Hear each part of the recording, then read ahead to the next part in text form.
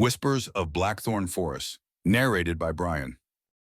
The village of Hollow Briar had always been a quiet place, nestled deep within the shadow of Blackthorn Forest. The forest was a tangled mass of trees, so ancient and gnarled that they seemed to move when no one was looking. Few dared venture beyond the well-trodden paths that skirted its edges, especially after nightfall. It was on the cusp of autumn when 13-year-old Eliza Gray vanished.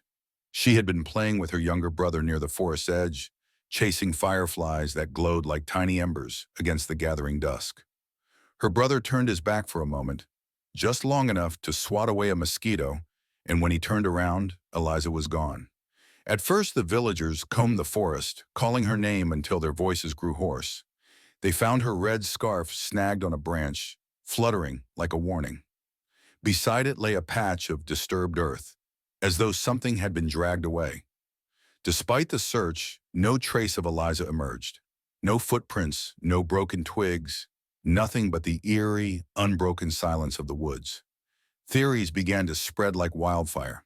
Some whispered that she had been taken by the feral ones, creatures said to dwell deep within Blackthorn Forest. According to legend, the feral ones were once human, lured by the forest's darkness and twisted into monsters over time.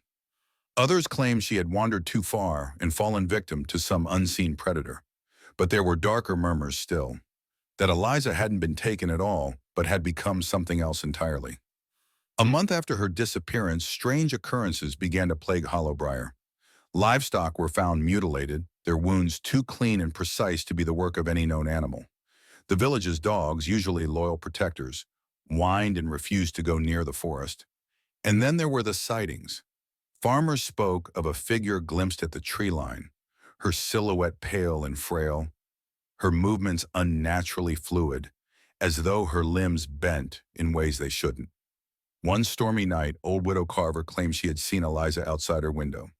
"It was her," the widow croaked, trembling before the village council. "But her eyes were all wrong. They glowed like coals. She's not one of us anymore." The council dismissed the widow's story as the ramblings of an old woman, until the morning they found her door ajar and her house empty, save for claw marks raked across the wooden floor. The marks led out into the forest and vanished among the underbrush. Years passed and the story of Eliza Gray became folklore. Parents warned their children to stay away from the forest, lest they share her fate.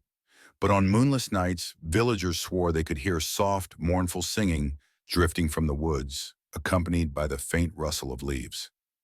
"Eliza?" some dared to whisper. No one ever went to find out, and no one ever saw her again, at least not as she had been.